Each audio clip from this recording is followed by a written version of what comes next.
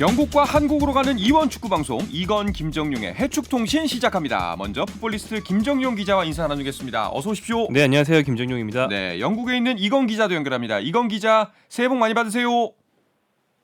네, 이건입니다. 새해 복 많이 받으시기 바랍니다. 네, 자, 새해 첫 번째 해축통신이기도 하고요. 또 해축통신에서 오랜만에 두 분이랑 함께하는 것 같아요. 네, 저도 이 조합이 굉장히 좀 반갑고 네, 올해 처음부터 이렇게 할 수 있어서 기분 좋습니다. 그러게요. 올 한해도 잘 부탁드리겠습니다. 그런데 이건 기자가 그 새해 첫 시간을 맞이해서 청취자분들께 책 선물을 준비했다고 하는데 언제 또 책을 쓰셨습니까? 오, 작가님. 예, 이 작가가 되셨습니다.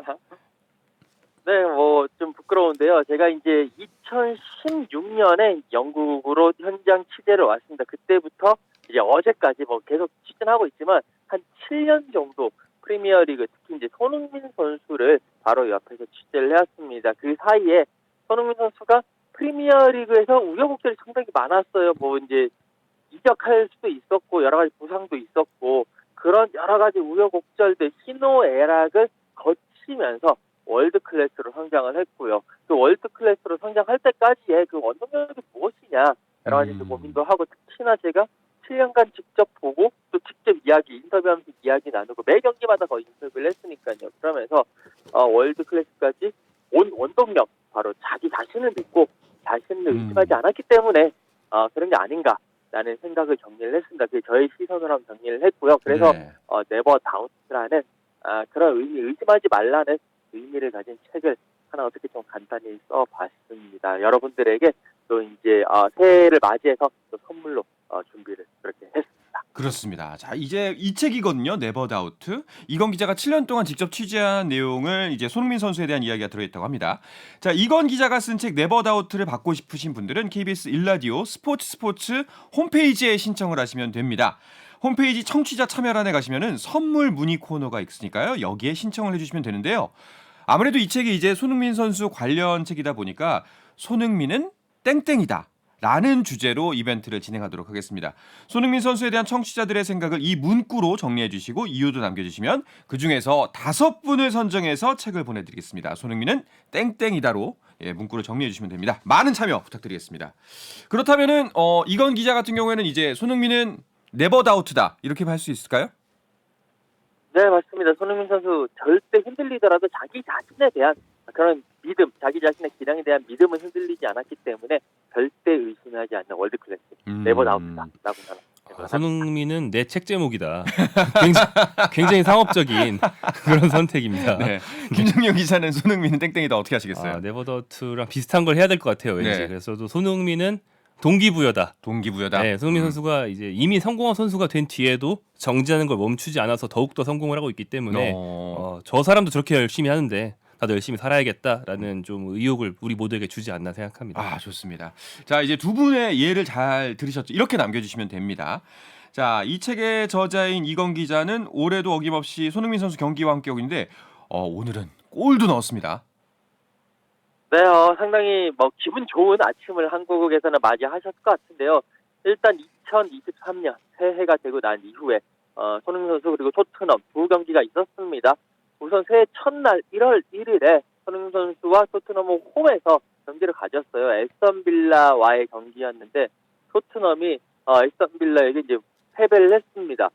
그리고 조금 아쉬운 상황에서 토트넘이 그러니까 이곳 시간으로는 어제 밤이고요. 한국 시간으로는 오늘 새벽에 크리스탈 팰리스 원정 경기를 떠났습니다. 조금 쉽지 않은 경기가 될 것이다. 좀 흔들릴 것이다. 이런 예상을 했었는데 의외로 토트넘이 4대0 대승, 또 후반에만 4골을 몰아 넣으면서 4대0 대승을 거뒀고요. 손흥민 선수 3대0으로 앞서고 있던 후반 27분에 쐐기골을 넣었어요. 이 골이 이제 손흥민 선수의 리그 4억 골, 시즌까지 시작 이제 합치면 6억 골이 되는데 리그에서는 9경기, 그러니까 9월 달에 레스터 시티전 해트트릭 이후로 다시 첫 리그 골을 만들었고요. 토트넘 팬들도 이 골을 보면서 환호와 응원가를 이제 부르면서 손흥민 선수를 격려를 했고 손흥민 선수도 이 골로 인해서 그동안의 마음고생을 털어버린 그런 모습이었습니다. 네. 아, 정말 좀 답답한 면이 없잖아 있었는데 그래도 이번 골로 좀 가슴이 탁 트이는 것 같은 느낌이에요. 네, 그렇습니다. 특히나 이제 이건 기자는 네. 내 책 팔리는 소리를 좀 듣지 않았을까 생각이 드는데요. 네. 그렇죠. 농담이고요. 아무튼 손흥민 선수와 해리케인 선수가 동반 득점을 하면서 대승을 거뒀다는 건 이 듀오가 살아나야 팀이 살아나는 거기 때문에 토트넘 그렇죠. 입장에서 안토니오 콘테 감독 입장에서 굉장히 이제 뿌듯했을 것 같고요. 음. 손흥민 선수는 말씀하신 경기 숫자도 있지만 그 중간에 월드컵까지 있어서 맞아요. 기간으로는 더욱더 긴 골 침묵이었기 때문에 오랜만에 프리미어리그 골 정말 반가울 것 같습니다. 그렇습니다. 이 기세를 계속 몰아서 뭐 작년처럼 뭐 작년만큼까지 바라지도 않고 작년처럼 또 좋은 활약 펼쳤으면 좋겠습니다. 뭐 팀의 이번 토트넘의 경기 내용은 또 어땠나요? 네, 손흥민 선수가 득점을 하고 4대 0으로 이긴 경기의 내용을 이제 폄훼하는 건 좀 어렵지만 굳이 말한다면 이제 공격수들이 잘해줬다 이런 경기라고 볼 수 있고 4대 0이 날 정도로 토트넘이 압도한 경기로 보이진 않았다. 그러니까 보통 4대 0, 5대 0이라고 하면은 일방적으로 막 몰아붙인 경기 같잖아요. 네. 그런데 상대 팀인 팰리스가 반격을 많이 했습니다. 어. 슛이 오히려 14회 대 19회로 토트넘이 더 적었어요. 그래서 이제 팰리스는 중위권이지만 득점력이 굉장히 하위권인 그런 네. 팀이기 때문에 이 팀을 상대로 토트넘 공격수들의 클래스, 어떤 결정력, 또 득점기를 마무리하는 능력이 빛난 그런 경기였고 이제 손흥민과 케인이 살아났다는 게 굉장히 고무적이지만 팀 차원에서는 여전히 숙제가 좀 남아 있는 그런 상태라고 보도 되겠습니다. 알겠습니다. 이건 기자, 그 새해 첫날 경기에서 마스크를 벗어 던지는 장면도 있었는데 오늘은 다시 마스크를 하고 나왔어요. 네, 그렇습니다. 손흥민 선수 이제 1일 날 있었던 에스턴 빌라 경기 할 때 경기 도중에 마스크를 중간에 벗었어요. 네. 이제 경기를 하다가 이게 마스크가 계속 시야도 가리고 그러다 보니까 마스크를 던지고 나머지 이제 경기 끝날 때까지 경기를 소화를 했는데 혹시나 이제 크리스탈 팰리스 원정 경기에서는 그 마스크를 안 쓰고 나오는 거 아니냐라고 유심히 지켜봤는데 결국 마스크를 쓰고 나왔고요. 마스크를 쓰고 이제 풀타임을 뛰었습니다.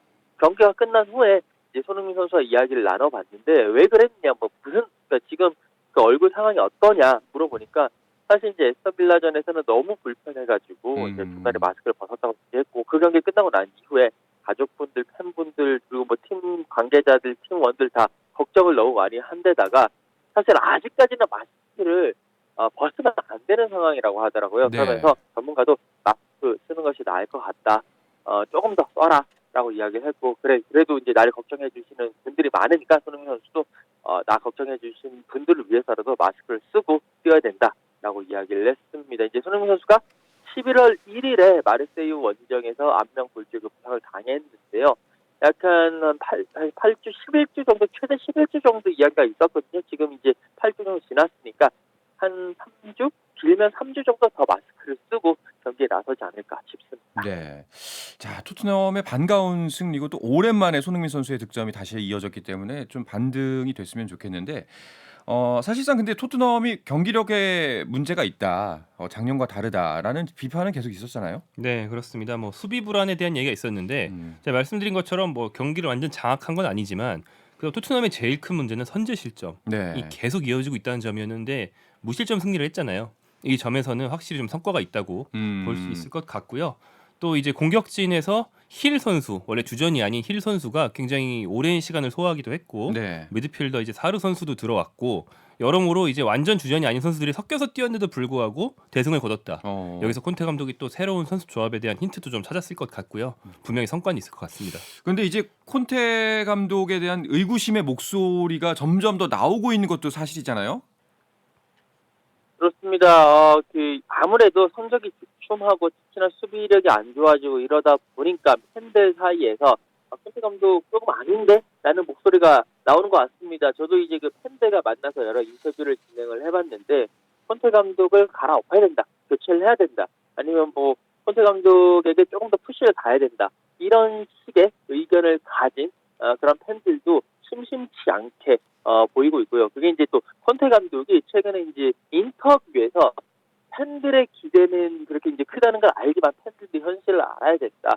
선수 영입이 없다. 그러니까 조금 이제 그 급이 큰, 그러니까 돈이 좀 비슷한 그런 선수들을 데리고 와야 되는데 구단에서 투자를 하지 않는다라는 이야기를 하면서 약간 팬들의 그런 부정적인 그런 이제 모습을 팬들에게 부정적인 그런 모습을 보이기도 했고요. 하지만 이제 어제 토트넘이 4대0 대승을 거두면서 토트넘 팬들은 또 콘테 감독 응원가 부르면서 길을 이렇게 또 지켜 세워주는 모습도 보여줬거든요. 그런 모습 보면서 역시 성적에 따라서 감독의 거취도 감독에 대한 그런 민심도 바뀌는구나라는 것을 느낄 수가 있었습니다. 그 토트넘 팬들이 뭐 여전히 아직까지는 그래도 지지의 목소리를 보내고 있는데 사실 인터뷰 내용 아까 말씀하셨지만 이 부분은 좀 맞는 말일지라도 본인이 할 말은 아니지 않나요? 네, 뭐 우리는 우승 경쟁팀이 아니다. 네. 우리가 우승할 거라고 생각하면 미친 거다. 네. 그리고 우리는 뭐 5위 하면 잘한 거다. 이런 식의 말들을 요즘 쏟아내고 있거든요. 거의 인터뷰 할 때마다. 그냥 이제 그게 본인이 할 말은 아니라는 거죠. 네, 네. 그렇긴 한데 근데 콘테 감독의 예전 팀에서의 행적, 네. 예전 팀에서 했던 말들도 아는 사람들은 원래 하던 대로 하는구나라고 생각할 수밖에 없는 게 이 감독이 바로 전 팀이 이제 이탈리아 강호 인터밀란이었는데 네. 인터밀란에서는 어느 시즌이 시작하기 전에 이번 시즌 나한테 우승하라고 강요하지 마라. 우승을 요구한다면 난 당장 떠난다. 약간 이런 식의 약간 반협박성 발언도 했었어요. 네. 그런데 그 시즌에 우승을 했어요. 그러니까 콘테 감독이 좀 이렇게 좀 앓는 소리를 해도 그게 당장 성적이 떨어진다는 뜻은 아니거든요. 네. 그래서 이제 그냥 원래 이런 말을 하는 사람이다 이렇게 넘어가도 될 것 같은데 다만 여기서 알 수 있는 건 팀 내 리더십 붕괴나 뭐 성적 하락이라기보다는 콘테 감독이 이런 말을 하기 시작했다는 거는 이 팀에서 앞으로 오래 안 있을 거라는 신호에 가깝습니다. 그래서 아마 이번 시즌 끝나고는 좀 수뇌부와의 마찰이 있을 수도 있다. 이런 전망은 가능하죠. 아니 그러니까요. 이건 기자. 콘테 감독의 이적설도 계속해서 나오고 있는데 이건 어떤 상황인 거죠? 네, 계속 이탈리아로 복귀한다, 뭐 유벤투스 복귀설 계속 이런 이야기들이 나오고 있습니다. 이 이야기가 나오는 게 콘테 감독과 토트넘의 계약 기간이 올 시즌까지입니다. 일단은 올 시즌까지 하고 더 이상 계약 연장이 없으면 콘테 감독은 토트넘을 떠나게 되는 그런 상황인데 뭐 계약 연장에 대한 그러니까 연장 그 계약 협상 중이라는 소문만 무성하게 나오고 있습니다. 그렇기 때문에 콘테 감독 예전에 뭐 첼시 때도 그랬고 인터밀란 그 김정명 기자가 이야기해준 대로 인터밀란 때도 그랬고 여러 가지 이제 계약 기간 끝나자마자 바로 나간다라든지 아니면 계약 기간도 안 채우고 그냥 내가 떠날래 그러면서 인터밀란이 있었을 때는 또 우승 시켜놓고 나갔기 때문에 그런 모습은 또 여기서도 토트넘에서 보이는 거 아니냐라는 그런 이야기들이 계속 나오고 있습니다. 그러다 보니 아무래도 감독을 둘러싸고 이적설이 나오다 보면 팀 전체가 흔들릴 수 있거든요. 그렇죠. 그렇기 때문에 콘테 감독은 최근 기자회견에서 나는 행복하다, 토트넘에 남고 싶다라고 조금 그런 분위기들, 그런 이야기들을 잠재우려는 모습도 보이고는 있습니다. 하지만 이 계약 협상이 그렇게 쉽게 왜냐하면 콘테 감독이 늘 이렇게 좀 칭얼대고 여러 가지 요구 사항이 많은 감독이기 때문에 네. 뭐 좋게 말하면 자기 목소리를 내는 거지만 나쁘게 말하면 그런 감독이기 때문에 계속 이 계약 협상도 지켜봐야 될 것 같고요. 과연 토트넘에 계속 남을 수 있을지는 아직까지는 미지수일 것 같습니다. 네. 자, 토트넘이 오늘 경기를 이기면서 그래도 아직 순위는 5위죠. 네, 그렇습니다. 4위 맨체스터 유나이티드와의 격차를 승점 2점으로 좁히긴 했지만 아직 5위고요. 사실 그 2022 카타르 월드컵이 끝난 뒤에 프리미어리그가 팀당 대충 3경기 정도씩 진행이 됐는데 토트넘이 앞선 2경기에서 1무 1패로 부진했다가 이제 승리를 한 거거든요. 네. 그래서 사실 4위 경쟁이면 굉장히 상위권이기 때문에 한두 경기만 놓쳐도 순위가 떨어질 수 있는 곳이라서 앞으로는 좀 연승 가도에 들어갈 필요가 있겠고 리버풀이 6위에서 토트넘을 추격하고 있는데 리버풀이 토트넘보다 한 경기 덜 하고 5점 차예요. 사실 이번에 토트넘이 못 이겼으면 리버풀이 확 따라올 수도 있는 그런 상황이었는데 네네. 다행히 추격은 허용하지 않았습니다. 그렇군요. 이건 기자, 오늘은 황희찬 선수 소속팀이 울버햄튼 경기도 있었잖아요. 네, 손흥민 선수와 같은 시간대에 황희찬 선수의 소속팀 울버햄튼이 에스턴 빌라 원정을 떠났습니다. 이 울버햄튼 에스턴 빌라 이 양 팀이 그렇게 멀지 않은 그런 곳에 있거든요. 버밍엄을 중심으로 가까운 데 있기 때문에 약간 버밍엄 더비 중에 크게 봐서는 버밍엄 더비 중에 하나 그만큼 라이벌전이라고 볼 수 있는데 양 팀이 치열하게 격돌을 했습니다만 1대1 무승부를 기록을 했고요. 울버햄튼은 3승 5무 10패 승점 14로 19위 강등권에 머물러 있습니다. 황희찬 선수는요. 이날 경기에서 선발 출전했는데 훌렌 로페테기 감독이 오고 난 이후에 열린 경기에서 3경기 연속 선발 출전을 했다. 이는 로페테기 감독의 신임을 한몸에 막 받고 있다라는 뜻이 될 것 같고요.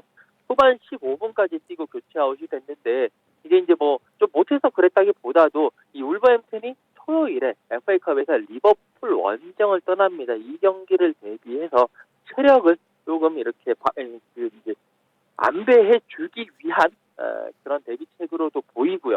황희찬 선수 경기 내내 저돌적인 드리블로 팀에 힘을 불어넣었습니다만 공격 포인트는 기록을 하지 못했습니다. 네. 자, 이건 기자, 그 프리미어리그는 이제 월드컵 이후에 계속 빡빡한 일정 이어가고 있잖아요. 일단 전체 그 순위를 한번 짚어주시죠. 네, 아스널이 여전히 잘 나가고 있습니다. 아스널이 지금 승점 44로 1위를 달리고 있고요. 맨시티가 아스널보다는 한 경기를 덜한 상태입니다. 그런데 이제 승점 36, 양 팀의 승점차가 8점이거든요. 네. 아직까지는 중반이기 때문에 8점이라는 점수 차는 언제든지 따라 붙을 수 있는 점수 차기 때문에 아직까지는 아스널의 선두 독주 체제라고 보기에는 조금 이르고요. 이제 재밌는 게 3위가 뉴캐슬인데요. 뉴캐슬이 올 시즌 너무 잘 나가고 있습니다. 지금 승점 35, 이 맨시티에 이제 딱 승점 1점이 뒤진 차로 3위를 달리고 있기 때문에 이 뉴캐슬이 리그 후반기까지 이 순위를 유지할 것이냐, 이것도 전체적인 이 선두권 경쟁의 가장 큰 변수가 될 것 같고요. 4위가 맨유, 5위가 토트넘, 6위가 리버풀이고요. 강등권으로 보시게 되면 에버튼, 울버햄튼, 그리고 사우스햄튼, 이 천자로 이 끝나는 팀 세 팀이 지금 나란히 강등권을 형성을 하고 있습니다. 다만 이 팀들이 누가 하나 이제 밑으로 쳐지는 것이 아니라 그 위에 있는 팀들과 그렇게까지 승점 차이가 많이 나지 않기 때문에 네. 한두 경기 승리만 한다면 다들 강등권에서 탈출할 수 있는 그런 빡빡한 그런 경쟁 구도가 계속 이어지고 있습니다. 알겠습니다. 자, 그런데 지금 뭐 순위표를 보고 또 개인 성적을 보면은 혼란이 벌써 21골 넣고 있다고요. 네, 굉장한 득점 페이스고요. 21골을 넣었는데 이게 해가 바뀌기 전에 최다골이라고 합니다. 와. 그런데 놀라운 것은 이번 대회는 이번 프리미어리그는 중간에 월드컵이 있어서 네. 거의 한 달 쉬었잖아요. 네. 그런데 기록을 세웠다는 거예요. 네, 굉장한 거라고 볼 수 있고 네. 이제 손흥민 선수가 득점왕을 차지했을 때 시즌 끝까지 완주했을 때의 기록이 23골인데 지금 21골이다. 야. 거의 뭐 벌써 득점왕인 그런 느낌이고 이게 이제 리오넬 메시나 크리스티아노 호날두가 스페인 리그에서 그다음에 로베르트 레반도프스키가 독일 리그에서는 이런 정도의 득점 페이스를 보여준 적이 있어요. 네. 한 시즌에 막 60골 막 이런 거. 그런데 프리미어 리그는 그런 선수가 거의 한 1930년대 그때 이후로는 아예 없었거든요. 그래서 홀란 선수가 약간 좀 메시, 호날두 같은 느낌을 네. 프리미어리그에서 내고 있다. 그렇게 보시면 자, 되겠습니다. 과연 역대 최다 득점을 하는 득점왕이 나올 수가 있을지도 진짜 이번 시즌에서 많은 관심이 모일 것 같습니다. 자, 오늘은 이탈리아 리그 김민재 선수와 라리가 이강인 선수도 경기에 나섰는데요. 이 소식은 잠시 쉬었다가 와서 나누겠습니다.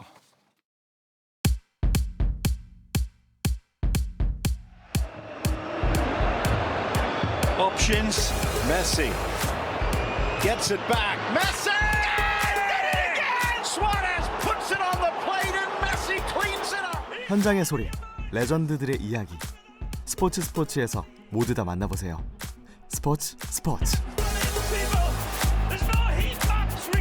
네, 영국과 한국을 넘나드는 이번 축구 방송 이건 김정용의 해축통신 듣고 계십니다. 풋볼리스트 김정용 기자, 영국의 이건 축구 전문 기자와 함께하고 있습니다. 김민재 선수도 월드컵 이후에 처음으로 모습을 드러낸 거죠? 네, 그렇습니다. 이제 이탈리아 리그 세리에A는 이번 이제 지난 어제와 이제 그제 정도에 이제 일제히 재개를 했어요. 네. 이제 김민재 선수는 소속팀 나폴리에 재개 후 첫 경기 나섰는데 상대 팀이 굉장히 강호인 인테르 밀란이었습니다. 네. 인테르 밀란과의 원정 경기는 나폴리가 최근에 굉장히 약한 경기예요. 이번 경기에서 나폴리가 결국 패배를 했고요. 그러면서 인테르 밀란 원정에서는 최근 4연패. 그러니까 뭐 그동안에 나폴리가 해온 무패 행진이 끊기긴 했는데 사실은 끊길 만한 상대를 만나서 끊겼다 이렇게 볼 수 있는 그런 어려운 경기였습니다. 그렇군요. 팀이 일단 패배를 했습니다만 그래도 김민재 선수가 빛이 난 경기였다. 루카쿠를 지웠다. 뭐 이런 평가들이 많던데요. 네, 인테르 밀란 하면 굉장히 강호 네. 명문 팀이고 공격수들이 화려한데 이날 선발로 루카쿠가 나왔거든요. 벨기에 대표 루카쿠가 나왔는데 김민재 선수가 계속 부딪혔어요. 김민재가 루카쿠는 잘 막았고요. 그래서 루카쿠가 득점하지 못하고 교체가 됐습니다.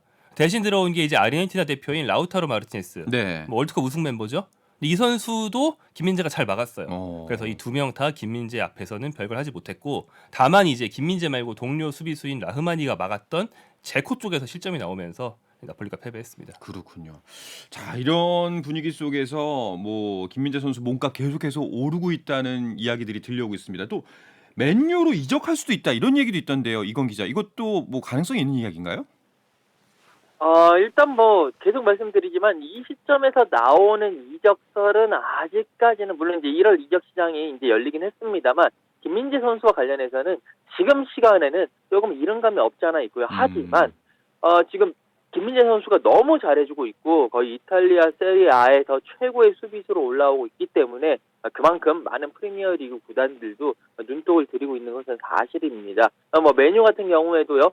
지금 사실 메뉴가 월드컵 끝난 이후에 잘 나가고 있는데 가장 큰 포지션이 좀 아쉬운 게 그 수비 쪽, 특히 중앙 수비 쪽 포지션입니다. 특히나 네. 이제 잉글랜드의 자존심이라고 할 수 있는 해리 맥과이어 선수가 상당히 지금 메뉴에서 뛰지도 못하고 여러 가지 좋지 않은 모습을 보이고 있기 때문에 메뉴 입장에서는 해리 맥과이어를 대체할 수 있는 선수를 찾다 보니 세리아에서 정말 최고의 활약을 보이고 있는 김민재 선수를 주시할 수밖에 없고 지금 김민재 선수가 원래 이제 페네르바체에서 그러니까 올 여름에 페네르바체에서 이 나폴리로 이적할 때 이적료가 266억 원이었어요. 네. 그런데 지금 현재 시세 몸값으로는 600억 원대를 지금 달성을 했고요. 2배 정도가 오는 상황이고요. 그리고 김민재 선수에게 책정된 바이아웃 금액이 한 1,000억 원 정도 되는데 이것도 그 메뉴가 불사하겠다. 메뉴가 그 정도 돈을 지불해서라도 김민재 선수를 이번 겨울은 힘들겠지만 여름에는 데리고 오겠다라는 그런 이야기도 하고 그래서인지 그 나폴리가 이제 김민재 선수하고 재계약할 때 바이아웃 조항 삭제를 추진하고 있다는 이야기도 들려요. 네, 그러니까 이제 나폴리라는 팀이 선수를 판매할 때 굉장히 이제를 잘 챙기는 팀이라서 이 바이아웃이라는 거를 거의 어지간한 선수한테는 안 걸거든요. 네네. 그런데 김민재 선수를 영입할 때 작년 여름에 굉장히 나폴리가 을의 입장이고 김민재가 갑의 입장이었기 때문에 나폴리로서는 이례적으로 바이아웃을 넣겠다는 선수 측의 요구를 받아들인 거예요. 네. 이게 굉장히 마음에 안 드는 상황인 거죠. 그러니까 뭐 지금 이건 기자가 얘기하신 1,000억 원 정도의 설도 있고 그보다 조금 더 낮은 한 700억 원 정도의 액수란 설도 있는데 이 정도 돈이면 김민재를 어느 팀이든 선뜻 사갈 수 있을 정도로 실력이 좋으니까 네네. 네, 나폴리가 이 조항을 삭제하면서 김민재에게 대신 연봉을 더 주는 쪽으로 재계약을 하고 좀 더 오래 활용하다가 나중에 더 비싸게 팔겠다라는 생각을 하고 있는 거죠. 그렇군요. 어쨌든 이제 나폴리는 월드컵 이후에 리그 첫 경기에서 그동안 해왔던 무패 행진이 이제 끝이 났습니다. 선두 자리 그래도 여전히 아직까지는 선두인 거죠? 네, 그렇습니다. 아직까지는 2위 AC 밀란과 승점 5점 차예요. 그런데 네. 이번에 지고 2, 3, 4위는 모두 이겼어요. 그러면서 네. 이제 2위 그룹과 승점 차는 좀 줄어들었습니다. 이제 무패 우승 자체는 원래 어려운 거기 때문에 언젠가는 질 거였고 뭐 16라운드에 리그 첫 패배를 당한 거면은 누구나 잘했다고 하겠지만 그렇죠. 다만 이제 앞으로 19라운드까지 하면 이제 20개 팀으로 구성돼 있으니까 모든 팀과 한 번씩 다 만나면서 리그 전반기가 끝나는 거거든요. 그 상대 중에서 유벤투스가 있습니다. 그래서 유벤투스를 포함한 이제 남은 3경기를 가급적이면 이제 무패로 맞춰서 전반기를 단 1패로 끝낸다면 네. 이제 후반기에도 상승세를 이어가고 우승으로 가는 길이 좀 더 가까워질 것 같습니다. 그렇습니다. 자, 그리고 이건 기자 오늘은 라리가 마요르카에 그 이강인 선수 경기도 있었죠? 네, 이강인 선수가 라리가 경기가 아니라 이제 구강컵 대 32강전에 나섰습니다. 일단 이강인 선수 폰테베드로와의 경기에서 이제 출전을 했는데 교체 명단에 있었어요. 그러다가 후반 시작과 함께 투입이 됐고요. 확실히 이강인 선수가 들어가자마자 경기를 바꾸는 그런 모습을 보였습니다. 그러면서 결승골에 기여하는 그런 모습도 보였는데요. 이 마요르카가 연장 접전 끝에 폰테베드라를 잡고 구강컵 16강에 오르는 그런 기염을 토했습니다. 네. 자, 프랑스 리그도 재개가 됐습니다. 메시도 복귀를 했나요? 네, 파리 생제르맹으로 이제 복귀를 했는데 네. 훈련 복귀에 앞서서 동료들로부터 박수갈채를 받고 영웅적인 환영을 받았다라고 되어 있는데, 그러니까 이제 프랑스 리그는 재개한 지 좀 됐어요. 그래서 뭐 결승에서 메시와 맞붙었던 프랑스 대표 은바페도 이미 뛰고 있었고, 네. 브라질 대표 네이마르도 이미 뛰고 있었습니다. 다만 이제 은바페는 가장 최근 열린 랑스와의 경기를 마치고 좀 나중에 뒤늦게 휴가를 받아서 지금 이제 미국으로 가서 휴가를 즐기고 NBA 있다고. 경기장에서 네. 네, 그리고 발견이 뭐 됐더라고요. 그 뉴욕 타임스퀘어에 보면은 길거리 공연하시는 분들 있잖아요. 네. 그걸 보고 있는 은바페가 발견이 된다던가 쉬고 있습니다. 그렇군요. 자, 일단은 그 프랑스 리그는 생제르맹이 1위긴 합니다만 승점이 4점 차밖에 되지 않습니다. 자, 속속들이 모든 리그들이 복귀를 하고 있고 경기들이 열리고 있는데 이제 유럽 리그는 분데스리가만 재개되면 되는 건가요? 네, 그렇습니다. 분데스리가는 한국 시간 1월 17일에 재개가 될 예정이고요. 원래 독일 리그가 결휴식기가 길고 경기 부담이 다른 리그보다 좀 적어서 오래 쉽니다. 네. 연말 연시를 가족과 함께 보낼 수 있게 해주는 그런 리그인데, 그래서 이제 분데스리가 팀들은 아직 전지훈련을 하고 있어요. 근데 재밌는 게 바이에른 뮌헨은 전지훈련 장소로 따뜻한 곳을 간다면서 카타르 도하를 골랐는데 도하면 이제 바이에른의 많은 독일 대표 선수들이 네. 이제 월드컵 탈락한 곳이거든요. 그렇죠. 그럼 저 같으면 쳐다도 안 볼 그런 곳으로 갔습니다. 네. 뭐 극기훈련 느낌이겠죠. 정신적인. 네, 정신적인 네. 극기훈련 느낌이겠죠. 자, 그런가 하면은 이제 월드컵이 끝나고 뭐 각 프로 리그들이 개막하고 있지만 축구 팬들 사이에서 또 슬픈 소식이 있었는데요. 축구 왕제 펠레가 이제 하늘나라로 갔다는 소식이 있었습니다. 영국에서도 펠레를 추모하는 분위기 한동안 이어졌죠. 네, 그렇습니다. 펠레가 이제 지난해 12월 29일에 이제 그 세상을 떠났는데요. 프리미어리그에서는요, 다들 검은 완장을 차고 펠레를 이제 기리는 모습도 보여줬고 경기하기 전에 여러 이제 그런 추모의 시간 박수도 치면서 전 관중들과 함께 그런 시간도 가졌습니다. 그리고 이제 그러니까 브라질 선수들, 그 프리미어리그에서 뛰고 있는 브라질 선수들 같은 경우에는 각자 자신만의 추모법을 보여줬는데 네. 그 뉴캐슬에서 뛰고 있는 기마랑이스 같은 경우에는 브라질 대표팀의 유니폼을 입고 경기 전에 유니폼을 입고 펠레를 추모했고요. 또 메뉴의 안토니 같은 경우에도 경기 시작 전에 자신의 속옷에 펠레의 애도 메시지를 이렇게 보여주면서 펠레 잘 가십시오. 뭐 그런 여러 가지 메시지로서 펠레를 추모하는 그런 모습을 보여줬습니다. 네, 이제 마라도나에 이어서 펠레까지 떠나게 되면서 정말 또 하나의 축구 레전드의 시대가 끝났구나 이런 생각이 듭니다. 다시 리그 얘기로 돌아와서 이건 기자, 그 손흥민 선수 다음 경기는 언젠가요? 네, 한국 시간으로 토요일 오후 8시 30분입니다. 홈에서요. 포츠머스와 FA컵 3라운드 64강 경기인데요. 이 포츠머스가 한때 이제 프리미어리그에서도 상당히 경쟁력이 있었던 팀입니다. 하지만 지금은 추락을 거듭하면서 3부 리그까지 떨어져 있습니다. 그렇기 때문에 일단 객관적인 전력상으로는 토트넘이 앞서고 있고 홈에서 하는 경기라서 좀 무난히 이기지 않을까. 잘하면 손흥민 선수는 뛴다기보다도 약간의 체력 안배를 위해서 휴식을 부여받을 가능성도 있지 않겠느냐. 라는 그런 생각. 알겠습니다. 우리나라 다른 유럽파 선수들 일정도 간략하게 짚어주시죠. 네, 일요일 새벽 2시 30분에는 이강인 선수가 있는 마요르카가 바이아돌리드와 경기를 합니다. 그리고 일요일 새벽 5시에는 황희찬 선수가 있는 울버햄턴이 리버풀과 네. FA컵에서 빅매치를 갖게 되고요. 월요일 새벽 2시 김민재 선수가 있는 나폴리가 삼프도리아와 경기를 갖습니다. 네, 자, 이 이야기를 끝으로 이번 주 해추 통신을 마치도록 하겠습니다. 이건 기자 오늘도 고맙습니다. 네, 감사합니다. 네, 풋볼리스트 김정용 기자도 감사합니다. 고맙습니다. 자, 내일도 저녁 8시 30분에 뵙겠습니다. 한상원의 스포츠.